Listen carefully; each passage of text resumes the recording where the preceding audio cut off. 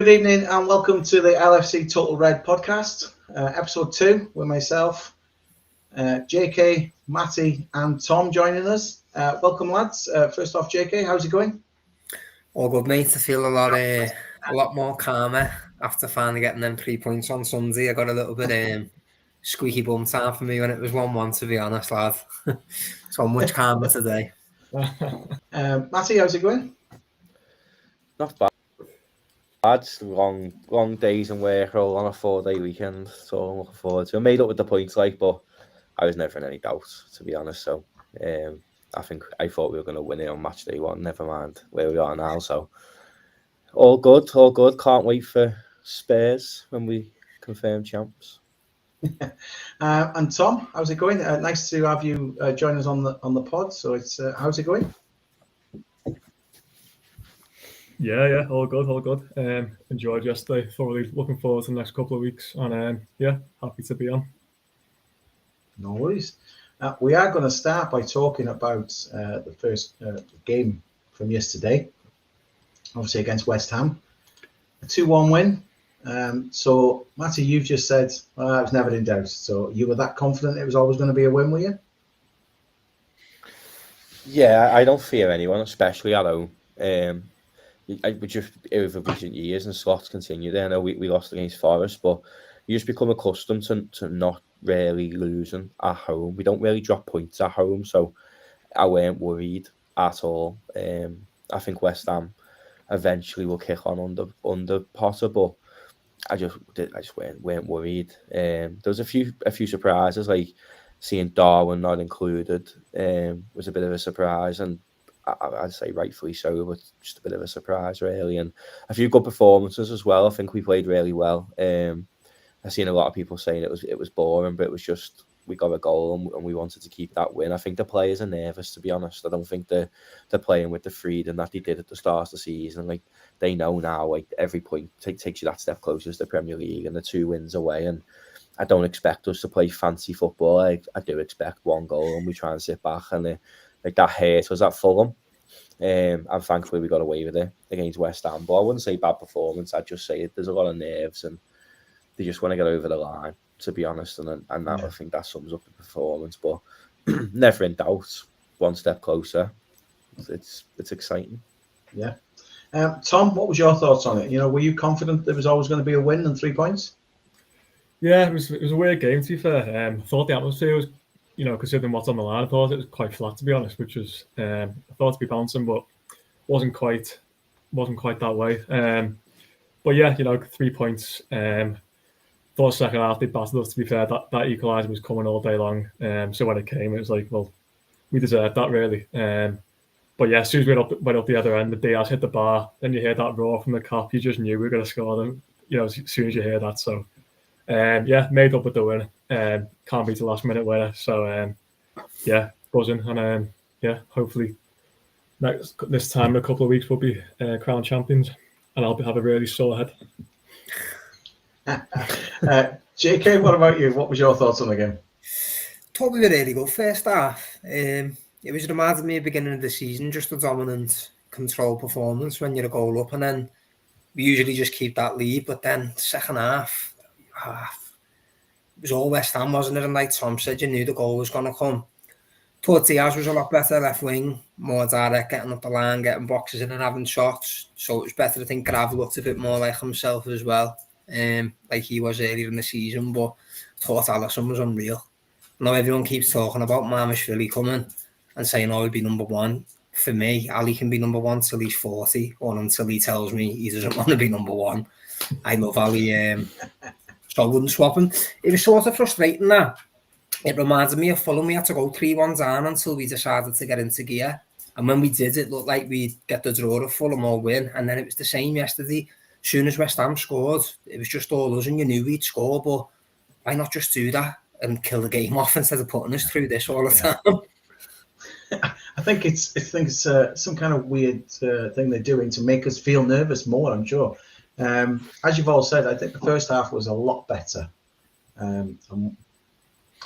The second half, I don't know, maybe it was just me, but possibly because of the way West Ham were playing, and maybe Liverpool sat off a little bit. But at points they were just walking around. I thought, it's not a pre-season game. This is like important. We need these 3 points.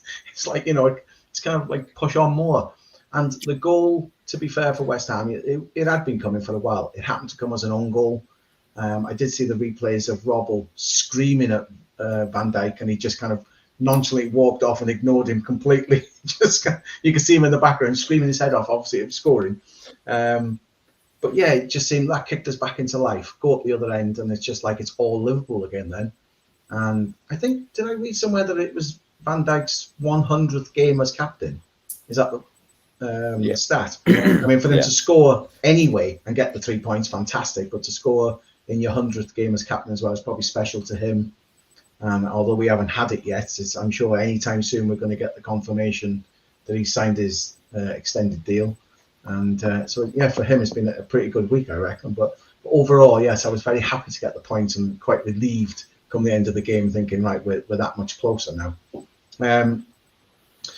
Tom, what about Salah? He got a hell of a reception. The way they read out the team normally in a particular order, isn't it, with numerical, I think, they left him to last this time. So he got the biggest cheer, obviously, after signing his new deal.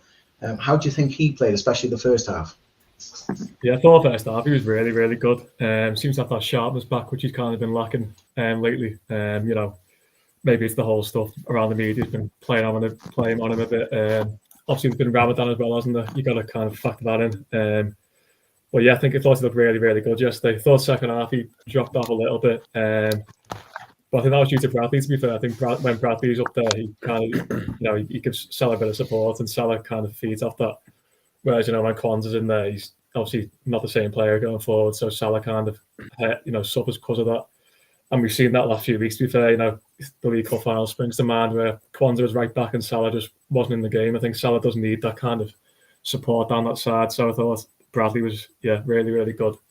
Overall, I thought Salah was very good. Thought Diaz was really good as well, to be fair to him. I think he's took quite a lot of stick. I've kind of been one to think, we could look to get rid of him in the summer, but I thought actually the last few weeks he's done really well. So I've kind of been changing my tune a little bit on him, to be fair. I think, 15 goals this season as a winger, you can't really complain at that, can you? I think Salah's just kind of set the bar to another level, whereas, any normal winger getting 15 goals and counting, still a few games to go. You can't really complain at that. So, yeah, to be fair to Lucho, he's kind of proven me wrong the last few weeks. I've been, really impressed with him. JK, what about you? Did you think Salah obviously got a fantastic reception? He kind of like maybe upped his game a little bit, because I think a lot of the players have been, I don't want to say big poor, but, been up and down over the last month, maybe, different games. And you think some of it in it, some are kind of not playing that well, but he was doing really well first half, wasn't he, Salah? Especially first half. Yeah, especially compared to the last couple of games as well, where he has been quiet and probably struggled a little bit. But I think Tom made a boss point there. The fact Bradley was back helps Salah massively. He needs that overlap. So he's got two options, whether to give it or to cut inside. It makes his game a lot easier when he's got that support. So, like when Tom said, I think he had scars on toast for the whole first half. The kid couldn't handle him, which it was sly as a kid coming up against one of the best ever in the Prem. So it was always going to be a hard matchup. And then obviously second half he tails off a bit. But I expected him to have a really good first half all game, because he was on a high the way the rest of us were, that he signed a new contract. So I just want him to get that 20 assists now, and he's only 2 off. So I was made up he got the assist, because he's obviously already banged the 20 goals in. Yeah. Matty, the way Salah played, do you think he was more relaxed now because it's all been sorted out? He was obviously got his deal over the line, and so I think, is he now going to possibly play with a bit more freedom, do you think? Potentially, but I think he only dropped off, like Tom said, because of Ramadan. Like, I think I used to always just think like, I'm what, but then the more you think about it as you get older, and you think like trying to play a game of football in the Premier League, and he's literally had no water, no food, nothing, and he's then got to go and perform for 90 minutes. And there's even that potential that like with 3:00 games that the sun was still up, and after the game he still can't like recover properly and stuff. So what he puts his body through to still perform during Ramadan. I think we're always going to see a dip seasons. When you look back, he does usually dip around Ramadan. But I think he'll obviously play with more freedom now. Last time he signed his deal, though, he did drop off for a few weeks, didn't he? After he just signed the deal, so that's always in the back of my mind. But he's allowed to drop off. Like when you look at the numbers he's put in this season, he's won us the Premier League yet again. To be fair to him, like I know there's been a lot of good performances this year, but we don't win the league without Mo Salah. No, so of course. He's allowed to have a bad few weeks. You know, like I don't care if he puts 2 out of 10s in, like Kay said, as long as he gets them 2 assists. That's all that really matters, to be honest. And I think he could probably do that this week. I mean, we're only playing Leicester, so I think he could probably get to the 20 assists this week quite easily if he really wanted to. And I think Leicester's come at a good time as well. I think the whole team needed a bit of a bounce. And to be fair, that game on the weekend, I reckon the way we won it, like Tom said about loving the last-minute winners, I'd rather win a game like that than a ball 1-0.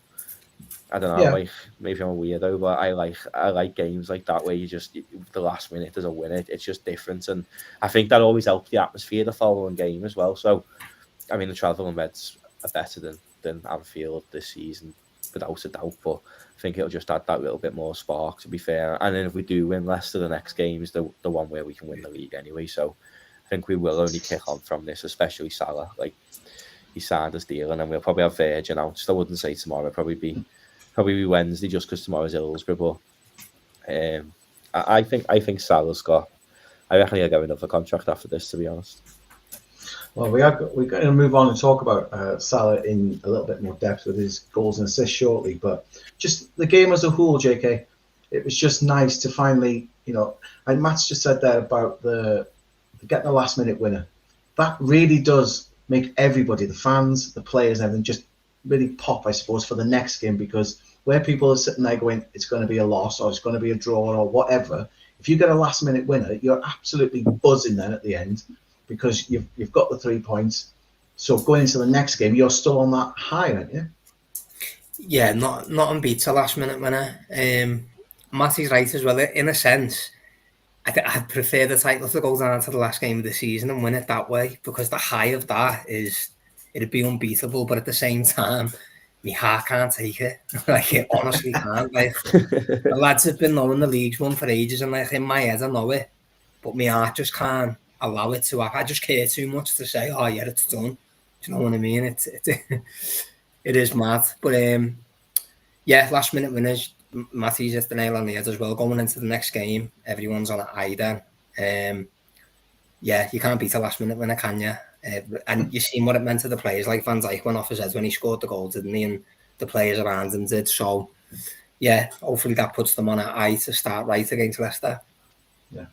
I was going to say, Tom, going into the Leicester game now, yes, it's away from home. Matty's quite rightly said the atmosphere from the away fans has been absolutely fantastic this season. So they'll really help the lads. And I know Leicester are struggling. They don't want, they've got personal pride at the end of the day. So they're not going to make it easy. But this is a chance now. Liverpool know if they get the job done there, then they can win it at home in front of their own fans. So it's a massive incentive, isn't it? Yeah, I mean, you couldn't really pick a better game on paper, could you? The 8 games in a row losing at home without scoring. Like, you can't really pick a better game than that, can you? But I would selfishly love to win it at Anfield. Not even selfishly, just think for the whole club. It'd just be boss to win it at Anfield. I think obviously with COVID, we missed out on that moment really a few years ago. Just think to win it at Anfield, if once a full crowd, it'd just be something else. So yeah, I'd absolutely love that, and obviously the away end, I'd be loving it as well to Spurs. So it'd just be a great occasion all around. But yeah, obviously we need to get the win on Sunday first, and I wouldn't have loved to send them lot down. I think we can, can't we? I think if they get beat, they go down. Oh, right, okay. And they are a horrible, horrible set of fans. Them, so I would absolutely love to send them down as well. That'd be the cherry on the cake. Well, hopefully, like I say, we can get the points there, and that will work out.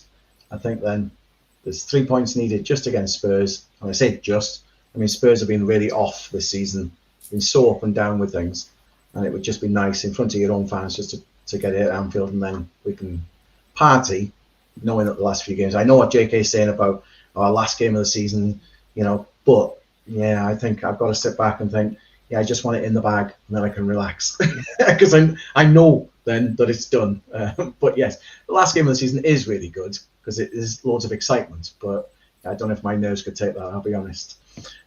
Just moving on about Salah himself, I'm just going to put in about the assist that he did with Diaz's goal. He's now been directly involved in 45 Premier League goals this season. This is a record under the 38-game season, passing Thierry Henry and Haaland from a couple of years ago. This is showing really, even at his age, I know he signed the new deal, so we're all happy. It's like, he is a phenomenal talent, isn't he, Matty? This is like a once-in-a-generation player, really, at Liverpool, isn't it? Yeah. I mean, I wouldn't say he's the best I've seen. That'll always be Suarez, and that's what's mad. He surpassed Suarez for that record. Suarez had as well, which is crazy.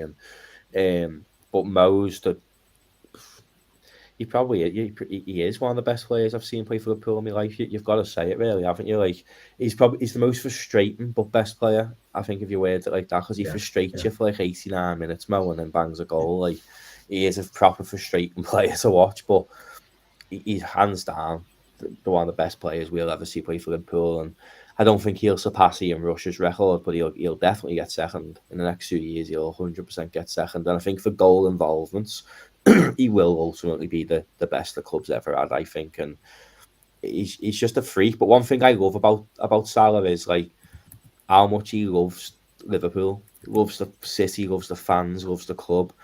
Like, think about, I'm not just saying this because Trent does me head in now, but like all season, all we've heard is Trent Madrid, Trent Madrid, Trent Madrid. You've heard nobody really linked to Salah or Virg.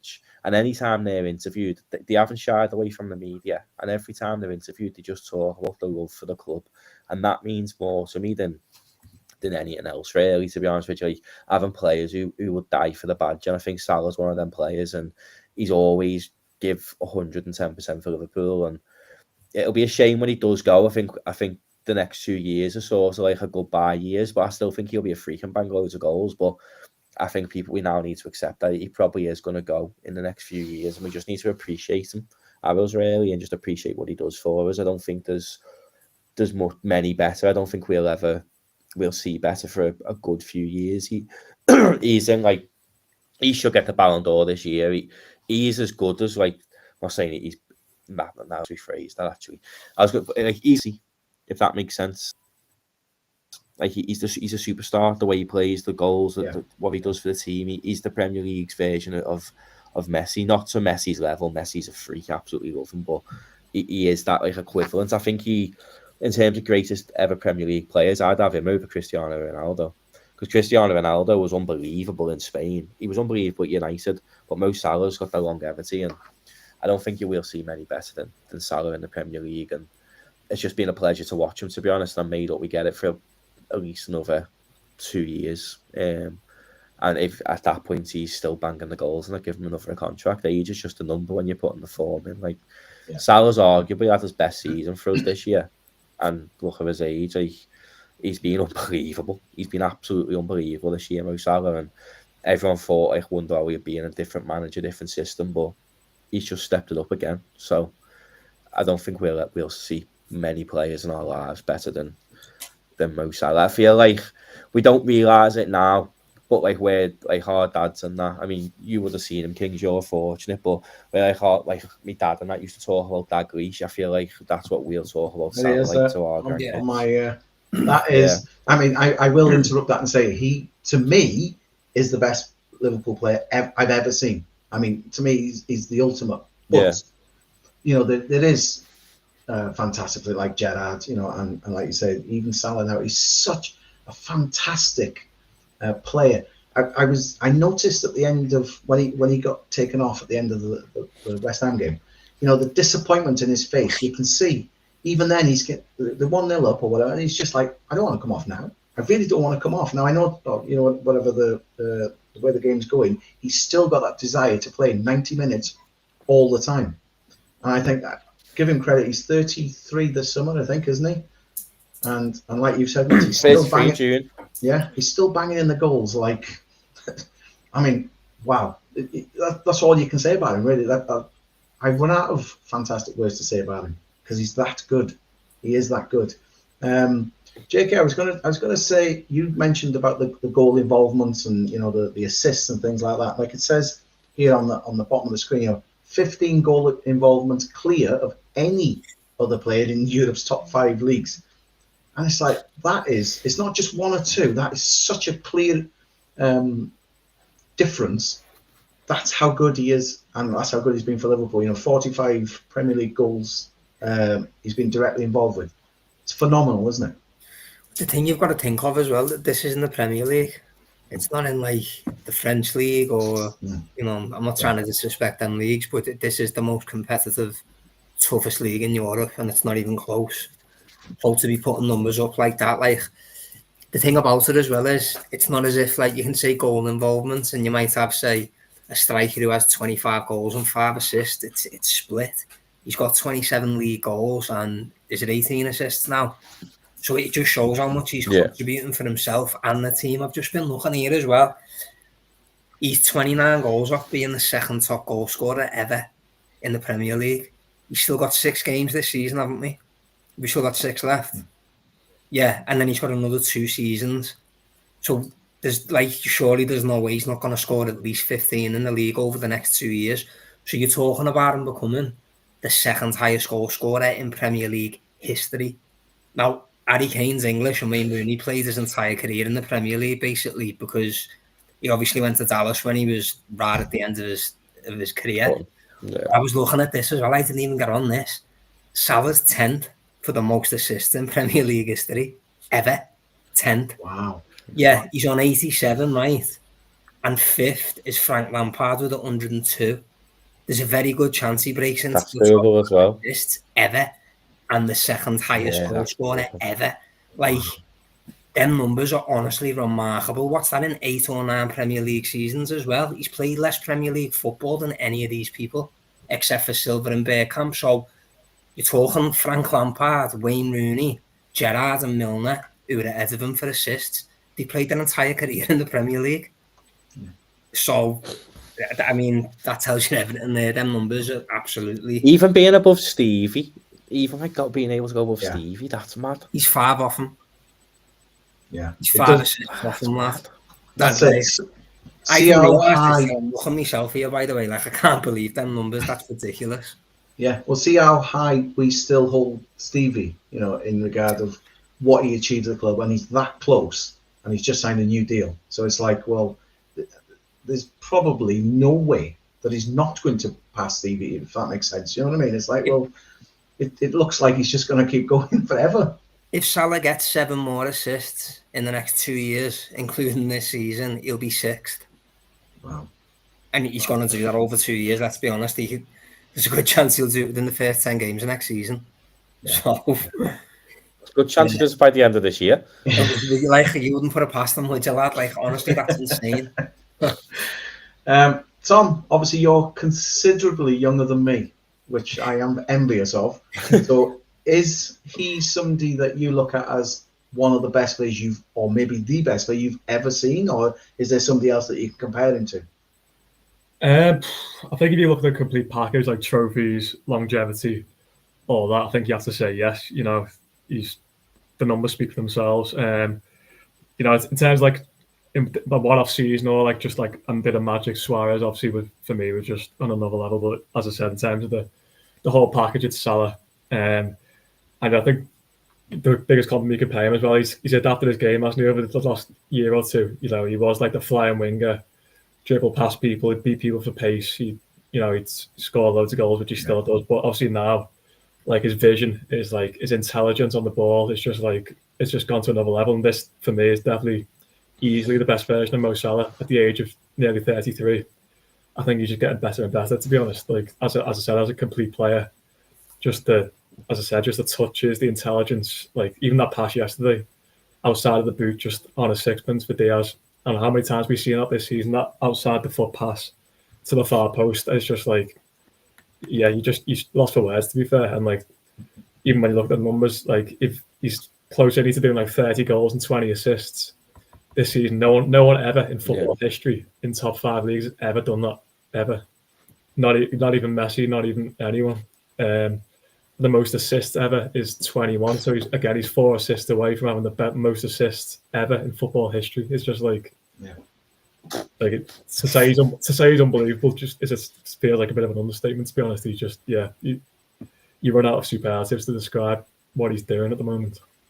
Yeah, the thing is, this show tonight seems more like a Salah homage. That we're just doing it for Salah. I have got another bit actually I wanted to add on to that as well. So we've mentioned the goals he scored and everything. Now we all know Alan Shearer's got 260 goals, and it'd take a hell of a lot for him to catch that. I think he'd have to do 34 goals a season over the next 2 years, excluding the last few games, I know. But looking at the list there, Shearer 260, Kane 213, Rooney 208, Cole 187, and he's joint at the moment with Sergio Aguero on 183. Where could he finish on this list? Matty, you said, well, he's got 2 years, and if he's still banging in the goals, give him another year, give him another whatever he wants. It's like, genuinely, if he keeps up this rate, do you think he can get anywhere near to Alan Shearer? Yeah. I think at the end of this 2 years, I've heard a few places that he's got an option for a third, but I haven't seen it like official. No, I haven't seen it advertised anywhere. Said, but I don't know. Yeah, I reckon at the end of this 2 years, he'll be on 242. So then if you give him another year, he'll be Shearer. And then if he's given them numbers, I reckon that then you're going to give him the other year, aren't you, really? Yeah. But I reckon Mo Salah can score probably between 20 and 25 goals. I think this year he's just been a freak. Yeah. But if you're being like giving him a baseline of where you think he'll hit, which is a ridiculous baseline, by the way, I think he can get like 20, 25 goals a season. So I reckon around 240-ish he'll finish. But like I said, I don't think Salah's going to go. I think he'll be like Cristiano Ronaldo and Messi, although they're playing at a lesser level now. I think like Salah's 33 now, so at the end of this deal, he'll be 35 or nearly 35 a month off it. So if you give him another year and he plays at Liverpool till he's 36, even potentially 2 years, it's more than doable. And like Jay said before, it's crazy when you look at some of them players like Rooney, Kane, Cole, Shearer. Like Shearer is don't forget though, with Alan Shearer, a lot of his goals are in a 42-game season as well. Yeah. So if Mo Salah does catch that, if he does have another year and catches that, and he's been in the Prem 10 years, something like that, and he catches Alan Shearer, who had 42-game seasons, then maybe people will start respecting him the way he deserves to be respected. He'll finish this season above Cole, 100%. Yeah. Okay. I think he'll finish this season on about 188. Fair. JK, what's your thoughts on where do you think he might finish on this list? I think second, because he's 16 off 200 now. So 16 goals off 200. So if he got, say, 20 next season, he'd still only just be over 200. And then if he got 20 the season after, you're talking benchmark 220, 230. If he got another deal after that, like Matty said, then yeah, I think he'll go in very, very close. But if this is his last deal, then I think he'll finish second on about 230 odd, which is still ridiculous by the way. You know what I mean? Still insane. I think he'll 100% be second. Just whether he gets an extra contract, an extra year or not, will depend if he can match or beat Shearer. But if not, I think he'll get about 230 odd. Tom, what do you think? Where do you reckon he might end up? I think I agree with Matty. I think he'll end up at 188 at the end of the season. So that'll leave him about 72 off, wouldn't it? So I think if he was to stay for like another 3 more years, I think he would be there or thereabouts to match it. That'd be about 24 a season, wouldn't it, for the next 3 years? I think he'd just be just shy of it if he stayed for that 3 years. So I think 4 years a guarantee. But obviously, we don't have the club will give him that amount of time. What his problem is anyway, I think if he gets anywhere close to it, Kane will be on the first flight back to London, won't he? So that might be a little bit of a problem for him. But he'll be around the 240 mark, I think, if he stays for the 2 years. And as I said, if he stays for a third, it'd be there or thereabouts, I think. Yeah. I think if he keeps his fitness, I mean, not that I kind of stare at him like this, but when he's obviously scored before now, or he's coming off at the pitch at the end of the day and the end of the game, and he takes his shirt off, you look at him, he is as fit as you can tell. He keeps himself in tip-top condition. So players, like you've said already, Messi, Ronaldo, when they're like that, they can keep going and keep going. Whether he's going to stay at Liverpool is a different thing, but he has the potential to keep doing that. And I think, me personally, I think he'll probably end up second. And I'm not going to sit here and say I'm disappointed in that. It's like shearer, even in extra games he's had in the season. I mean, it's a phenomenal total of 260 goals. If Salah gets anywhere near that, we've all got to sit here and agree. When he signed, were any of you worried, thinking, well, we signed a winger who flopped at Chelsea at the end of the day? That, well, let's just say the way Chelsea played didn't work out. Do you know what I mean? So when it's not that he flopped. If he'd have had more chances, he may have done better. But because they shipped him out quite quick, and then we get a sniff that he's coming in here, and you think, right, okay, well, he didn't really do it at Chelsea. So really, out of us on here, how many really thought he was going to do this kind of phenomenal numbers with goals? It was like, I didn't. I just thought he was going to be a winger who creates for somebody else. So, Matty, I'll start with you. What did you think? I was fuming when we signed Mo Salah. I was livid. I was proper livid.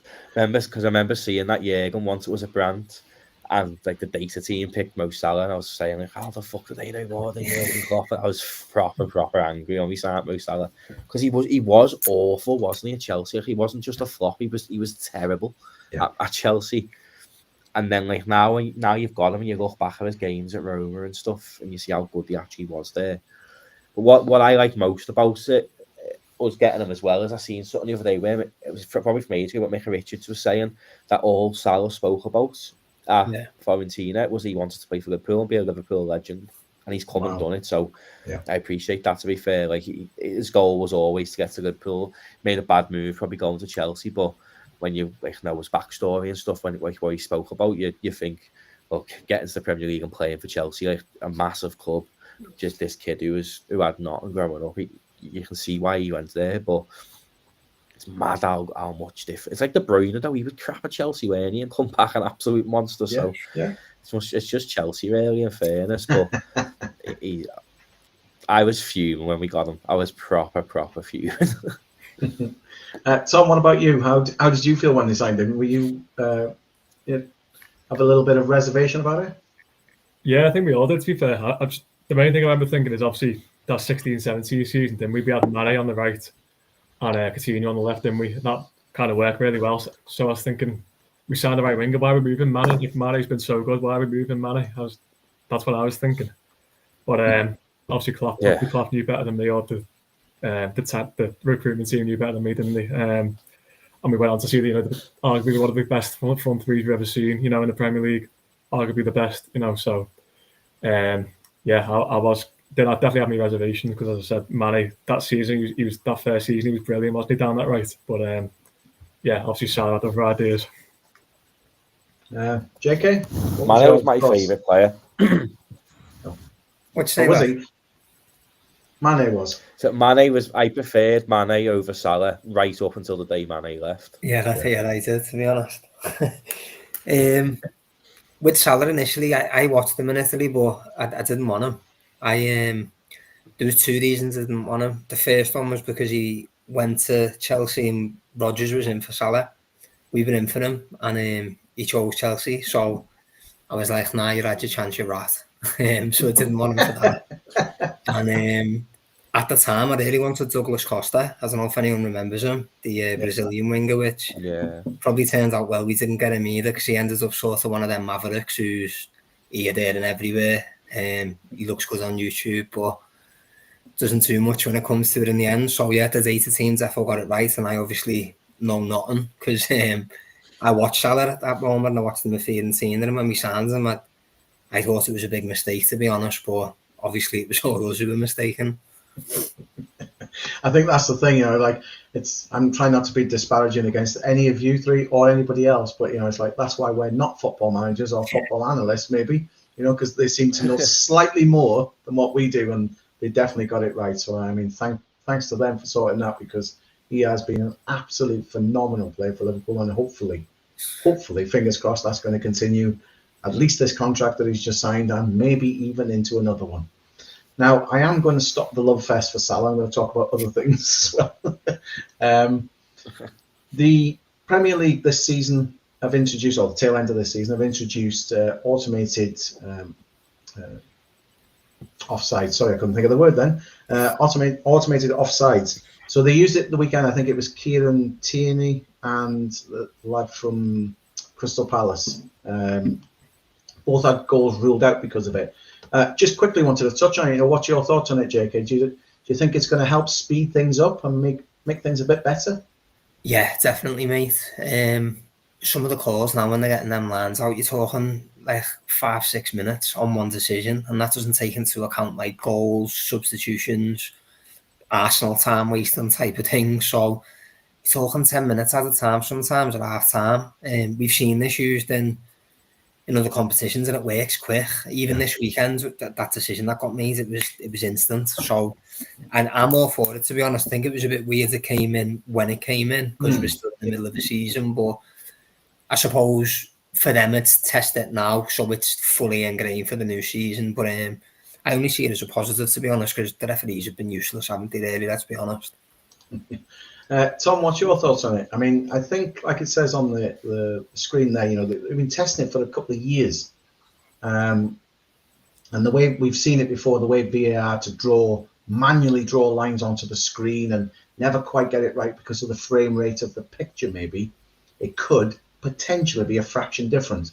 But I think this way they do it now is a bit like the goal line technology, is it? They render it into 3D and they can see, you know, a far better picture.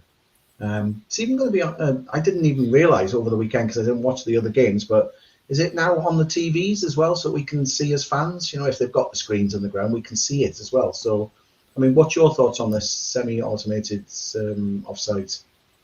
Yeah, I'm all for it, to be fair. I think, like you said, it's kind of more black and white, isn't it? You know, there's no kind of, you know, kind of controversy. Obviously, we thought that in the first place, you know, offsides, you're either onside or you're offside, but, you know, these officials are the right there, didn't they? Can't draw a straight line, so obviously they made it a bit, you know, harder for everyone. Yeah, as we've seen over a number of years, they need all the help they can get, don't they?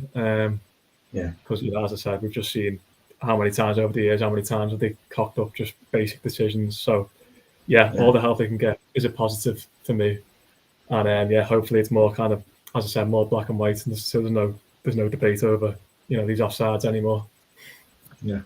Matty, the thing is, we've seen with some VAR decisions, and it's not just the offsides, obviously, but they can take 5 minutes in some games. It's bizarre how they take so long, and it's supposed to be a free-flowing, fast game of football, and then we have this long pause sometimes. So, like, again, that's VAR in general. But for offsides, at least this should speed it up for everyone, shouldn't it? Yeah, VAR's ruined football, in my opinion. It sucked all the joy out of it. So, like, I'd rather go back to when I was a kid and there was none of this. And yeah, I know the refs and that ruined Liverpool for years. We got off by them for years when they was in full control. But I'll never get back to that. But that was when footy was decent, to be fair. But I do like this semi-automated offside. Was it in the World Cup or the Euros? It got used not so long ago, like last summer. Yeah. And I thought it was amazing because it's just, you know, straight away, like within seconds, you know, and I think that brings you a little bit closer back to what I grew up with, really, like proper football where the decision's instant. So by the time the players celebrated, then it goes to VAR. I think by the time the players celebrated, you know if it's a goal or not. So it's either then ruled offside or it's given as a goal. So you haven't got that delay then where, like, you're like, oh my God, and you get text all your mates if you're at the ground saying, like, is it offside, what do you reckon, and stuff like that if they're watching it at home. And I think it brings you a little bit closer back to what it was like 20 years ago, to be fair. Yeah. And that I'm all for it for that reason. Like, it was flawless when it was used in the summer. It really impressed me, and I remember saying in the summer, like, we need this in the Prem. So the fact that it's going to be in the Prem properly from next year it can only have positives for me, definitely. And it just doesn't suck the life out of football as much anymore because it's just instant. So, you haven't got to wait 5 minutes to find out if you just scored a last minute winner and stuff like that. It just brings footy back a bit. I think, like, especially at Anfield, because we don't have the screens, so when they do the lines in other grounds, you can see the lines and you can see the offside and stuff. We don't have that in Anfield, so you just sat there like in anticipation. It does feel like 5 minutes, feel like 5 hours.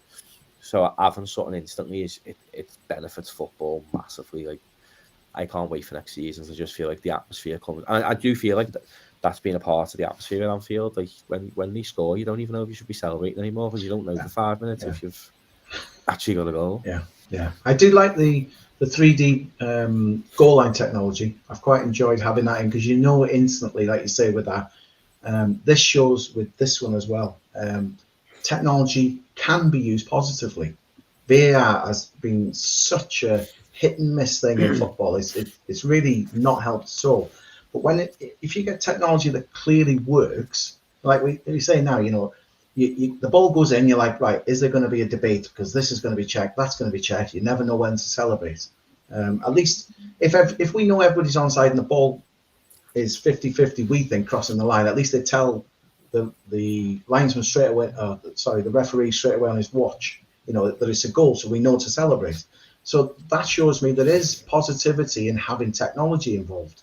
It's just getting it to the point where it's quick and easy to use, and we all know exactly what's going on instead of waiting silly amounts of time. So hopefully, like JK said, by in a way testing it now, tail end of this season, refine anything they need to over the summer, and then possibly just implement it properly next season, and it'll be good to go. So we shall see on that one.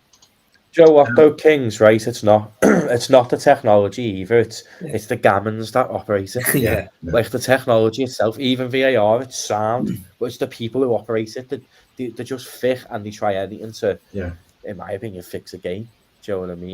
That you see VAR used in other competitions in other leagues, and it's nowhere near as bad as England. The Bundesliga, honestly, terrible over Bundesliga is just so much quicker. Like I watch the Bundesliga a lot, and their VAR just isn't like sometimes you don't even know it's gone to VAR because they're that quick. They just carry on with it. Do you know what I mean? Yeah.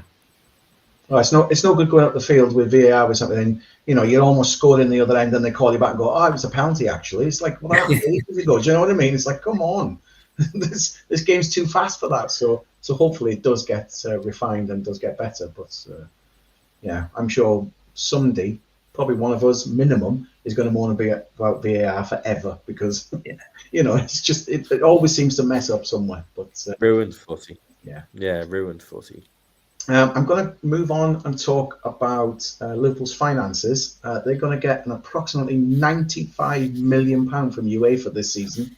As soon as the Champions League final has taken place, they will get 95 or thereabouts into their bank accounts just for being part of the Champions League new setup this season.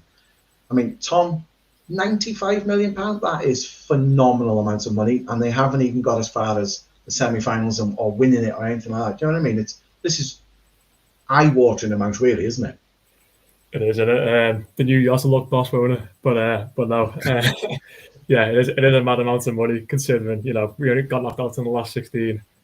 You know, 95 mil is just, as I said, it's a ridiculous amount of money. And you can see why now, can't you? That, like, in the dead rubber Champions League games, we still go like full strength, because obviously, you know, the money involved is just off the scale. And you know, you get $100,000 for winning the Carabao Cup, and you know we give club stick for playing weak teams in the Carabao and like things like that. But the money involved is just, like as I said, it's just off the scale. And you know, as I said, all the talk is this summer that we're going to have a big summer in it. You know, we didn't really spend anything last summer. Yeah.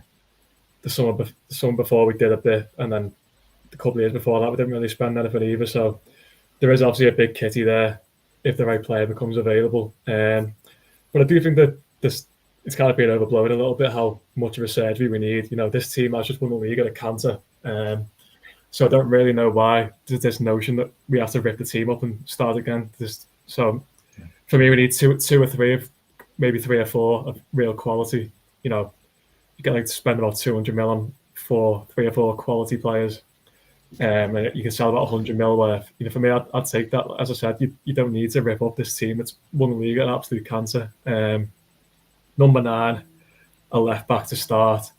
and then maybe a centre back or centre mid. But I don't think we absolutely have to get them. I think if you get like a Kerkers and then Isak, for example, I'd take that, to be honest. I think it's just little tweaks for next season that we need to just kind of kick on. But as I said, I'm kind of happy that I think the contracts are the priority. I'd take Van Dijk and Salah signing over any new signings all day long.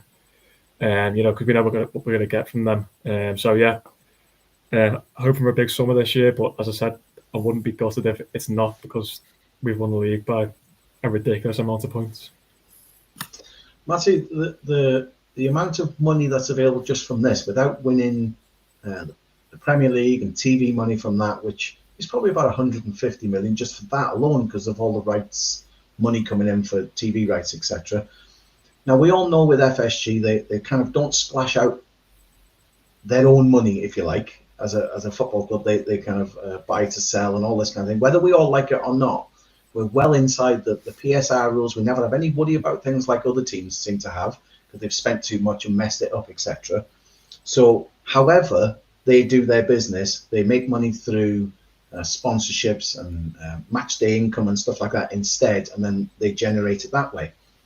And so far, obviously, we've got 2 brand new stands, a brand new training ground, second time they're going to win the league now, as I still say, because it isn't. This kind of amount of money from the Champions League, like I said to Tom, from not even winning it.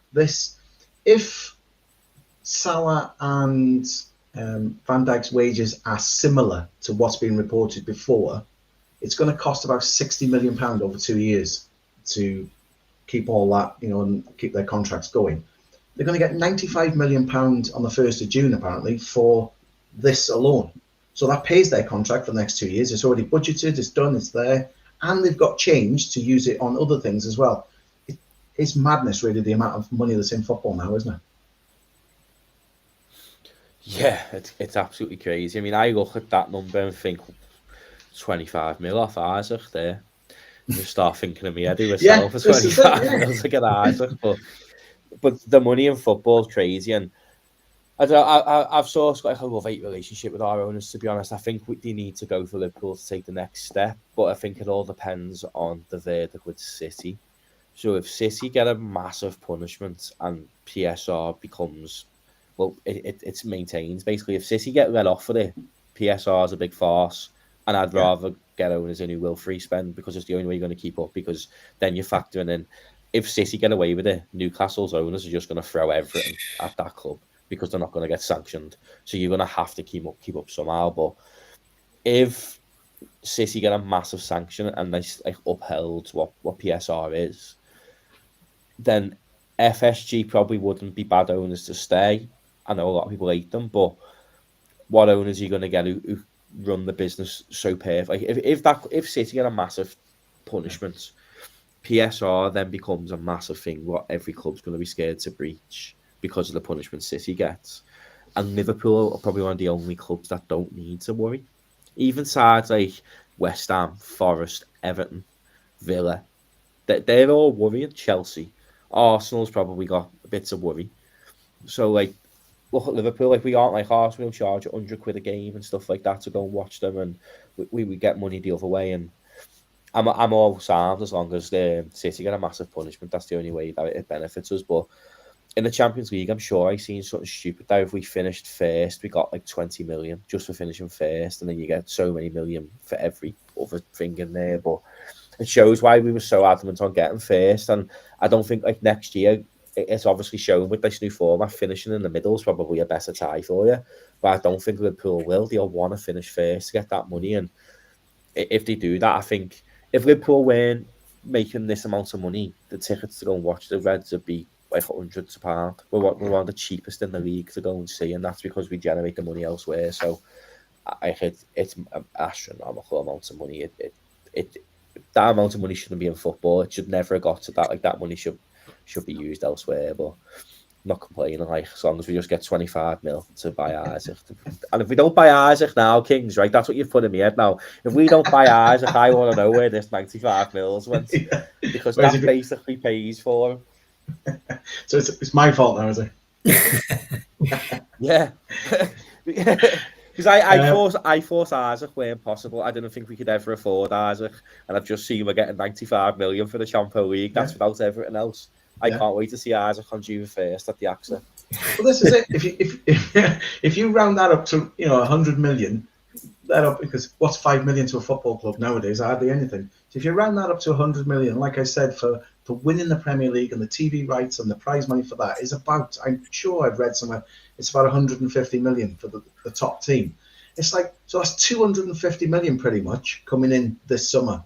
And that's without anything that they didn't spend last year when they just went, well, we're going to assess it.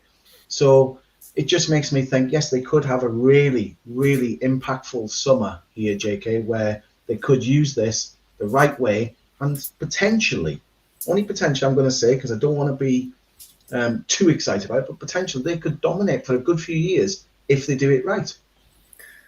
To be fair, like a lot of what Matty said then is accurate about the PSR thing. So we've been within PSR since it ever existed because of our model. Our model is self-sustained, basically. It's all about profit or breaking even. We only bought Chiesa this summer. Last summer, I know we brought loads of players in, but net spend, it's still weren't high.